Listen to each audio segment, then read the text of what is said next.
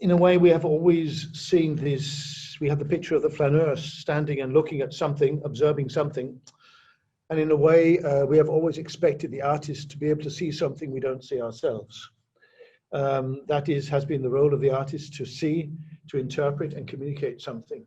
Even when we don't know what they're doing, we imagine what they are interpreting. We imagine what they're looking at. So this is a relationship which is very strong, and of course is still very much here and now. So faced in the context of a lockdown where most cultural institutions and events were closed, and where we were contained as individuals, where we had lost our function in society, basically contained as individuals in a domestic situation at home, it was also interesting to see how we could break out of this, and could artists in a way help us break out of this situation. So in a way, we're going back to the flaneur, but we're doing this in a very specific situation. So the first few slides, 7-8 slides, which you can just sort of slowly roll through here, are showing how just some images of some of the actions which took place during this curated project, where we invited 100 artists over a period of 100 days to each walk 12 hours. And this became, in a way, an attempt to try to read our context, read our situation, and comment on it.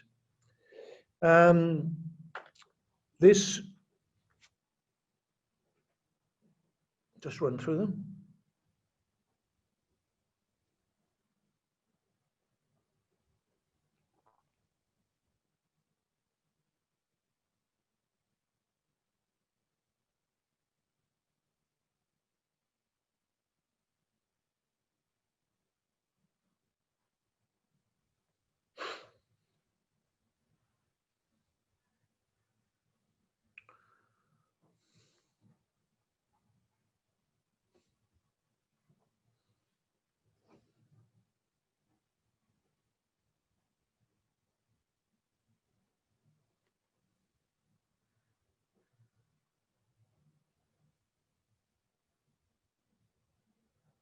Okay, if we stop there, just in a way, we saw this as a reaction to the lockdown. How can we reactivate artistic processes in a way which helps us to deal with the context of which we're in? So in a way, I call this a practice of cultural acupuncture on a city in a state of mental suspension and social isolation. And the things we were interested to find out of this was, can artistic action help to break a state of enforced social behavior? Can artistic action help us breathe again? Can artistic action offer us other images and messages at critical times? Can artistic action also be a visioning in a challenged situation? So these were the challenges where we made an open call for 100 artists to walk 12 hours each day and to send messages back, which we call signs of life. Next slide, please. Yeah. So this is a kind of performative diary. Performative diary where we were interested on this art of acting as a flaneur in total isolation. You might say a non-place at a non-time, and maybe do a non-action or maybe an action. But everything was streamed every hour. So as the church bells, as the daily news, we had to report in and give a sign of life. Next. And the artists only had an iPhone with them, so everything had to be done solo. This is also to get us back to the essentials and stop thinking about big productions, stop thinking about how to make this a collaborative process. This had to be acting instantly now and reflecting instantly now and creating instantly now. Does that have a value at a time like this? So in a way, we asked that we're trying to ask the artists to actually point at things we were probably all sensing, probably all dealing with. Walking had also become a kind of political act. Just to walk in the park or walk around the block became in itself a kind of symbol of freedom, a kind of symbol of reconnecting to the city. The walkers were performance artists, actors, choreographers, dancers, writers, musicians, composers, architects, photographers, any kind. They were allowed, they all had to leave from home, but where they ended up was their own kind of choice. Yes, next. So in a way, it was interesting to see how these artists interpreted that. Most of them walked alone. Some of them invited people to have conversations with. We actually had 250 conversations.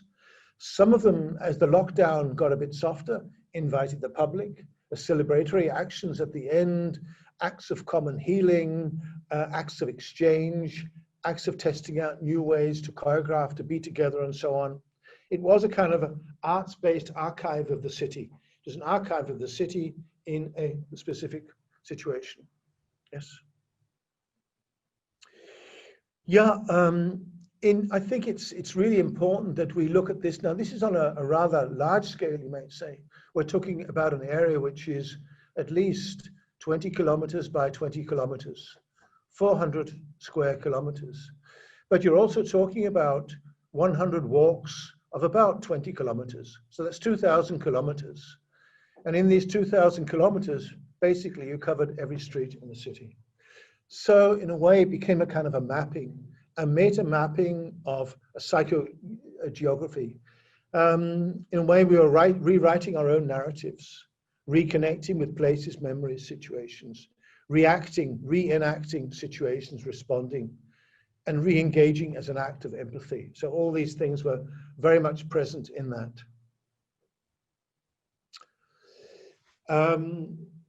We had 1,300 points of interaction, which meant there may have been a public, there may have been people passing by, there may not have been, there may be you were visiting people, we don't know, but it became a symbolic act, it became a reflective act. So we also now are left with 100 videos. 100 videos, which is a documentation of our time, but also a project of visioning. As time wore on, they didn't speak so much about how they felt, but how they wanted to feel, how they wanted to see society, how they envisaged the future might be. It became more and more positive and more, let's say, exploratory as the time went on, as the 100 days went on. It became a process of visioning, designing, implementation, all in one. A creative act, a counterbalance to what was going on. Illustrating how artistic practice can immerse in situations, connect, reformulate, respond to situations which seem closed, controlled. And these are the factors or the skill sets which cultural planning proposes actually should be put in. When we're talking about equations of how to change and how to manage change, these are some of the competencies we think that this is really important to put into play. I think the final one here is, and how to engage them. I was supposed to speak about how to engage artists in these processes. One thing I think is really important that we actually deconstruct the artistic room or the cultural space. I think it's really, really important to repopulate, re-engage with the public space, reconnect with the urban and social fields. I think it's also really important to look at how cultural institutions perhaps stop us from acting, reacting, and engaging in situations like this, because most cultural institutions have got into themselves into a kind of permanent lockdown where they need funding 2 years to make a big project, processes, and all this we have structured to defend and protect culture. Cultural institutions, artists have actually also separated us from being engaged and being able to react back. So perhaps we have over-structured the cultural sector, over-protected the cultural sector. I think it's also important that when we're looking at this, you may say, looking at these videos, what a lot of rubbish in a way. I mean, what a lot of, is this finished? No. And this, I think, really points at the thing which also has been, again, a point in the previous two presentations, that perhaps art is not about cultural product, is not about consuming cultural product. It is about creative processes. And we have to relearn this idea of accepting artistic engagement as being a creative process. of being a creative process, which probably we're not quite sure where it starts and where it ends, but accept that as a way of living, as a way of life, and a way of understanding and projecting issues in the world and dealing with them. So I think we have to do that. We also have to define the public space as a cultural space and make it easier to access these public spaces. It's as though these public spaces seem to be out of touch, out of bounds, in another world. We seem to be very, very limited in our approaches to how we can re-engage with public space. So I think these are kind of some of the lessons which we learned with this quite simple project, but which is surprisingly been taken on and taken over by many since we tested it. We have had surprisingly, say, 300,000 downloads of these videos for a really quite avant-garde concept, and at a time like this, 300,000 downloads of one of these videos is enormous contact. So we obviously tapped into something which is not just in the artists who wanted a voice. When we sent out invitations to this, it took 24 hours to get more than 100 responses, and we only sent 150 invitations out. We thought it would take a long time. It took 24 hours to fill the 100 days. So obviously artists are incredibly motivated to actually want to engage in things which matter for community and to take on a mission which is not just about themselves, not just about their own aesthetics, but actually re-engaging. But also the fact that that you see 300,000 downloads, which probably, of course, is not 300,000 individuals, but it is 20,000 individuals who maybe have seen an average of 15 episodes each, but still that's an enormous impact to have at a time like this. So this really, I think, is quite a positive story about how artists are able to find new ways to address really potent, difficult, complex tasks with relatively small means. I mean, 1,000 euros and 12 hours to do it in, and probably a preparation time, which is not more than maybe 2 or 3 days, is an incredibly good reaction time. And we really do need, I'm there, and we really do need to balance the discourse when we're talking about change, and we're talking about social change, and we're talking about engaging people, a new kind of discourse in a new language, in a new way, to balance the political discourse and the political discourse, and also the market-driven discourse, which are the prime two, which even in a time of COVID have been the primary voices we have heard. I actually have a question to you regarding the actual real-time public acceptance or the receiving of the works, because we are it's clear that we are looking from the perspective of Kit and artistic perspective, and the video downloads and views, it's the aftermath of the activity. But how did the actual people on streets perceive the works, and how did they value that, or did they criticize it? Were there some misunderstandings, or was a total acceptance of all of the performance? Well, we didn't advertise these. I mean, they were as a flaneur, they were completely secret. We didn't put it up as a program, go and watch the artists. It wasn't about defining. It wasn't about defining.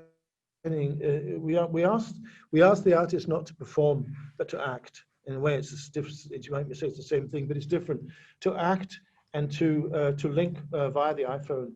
I mean, the iPhone also, and most artists said it was actually quite interesting. It gave a certain amount of freedom not to think you had to entertain somebody, or somebody who had followed you for 3 hours and asked you when you're going to juggle the balls. So I think this is actually putting it in a nutshell. We also wanted to test the fact that would people follow artists into relatively at this, and would they follow them, and how long? Would they disappear after a week? Would they only follow the well-known artists? Were they looking for, you might say, songs, Italian operas, or God knows what? What were they looking for? And we found that actually the people were following, and that was the idea, following online, also into very, very difficult and very, very abstract and very, very unknown territory, which was incredibly good, because it also suggests that we are perhaps too conservative and too mainstream when we try to say, well, what will we do that people will react to? So the reactions here have been very, very encouraging, actually, to experiment more and to, Mm-hmm. All right. Do you have any questions in chat, listeners? Do I have any questions in chat? It seems that we don't have any questions now. And so linger on here for a couple of more minutes after the presentation's over. And let's hear if people have anything to comment on your presentation. But thanks very much. And thanks for organizing Walk in Copenhagen. And I hope a lot of people, it served like a spark of light to a lot of people. And you can actually, leave a comments that you can find more about the activity and about the whole program by following them on Facebook. And is there any plans for the future regarding the walk started in 1st of May, and we went for 100 days. So there's no revival of 100 days anymore until the next pandemic, probably. We're not extending it because COVID has been extended. It was a kind of project which had its format, but we're now researching it all to the material. We have 1,300 videos, and we have 1,300 written statements and whatever. So we're looking at making an exhibition at Copenhagen Contemporary, and we're also looking at doing this on a national scale next year. And I'm toying with the idea of perhaps doing a European project based on the same concept. So hopefully it'll appear somewhere in the future. Yeah.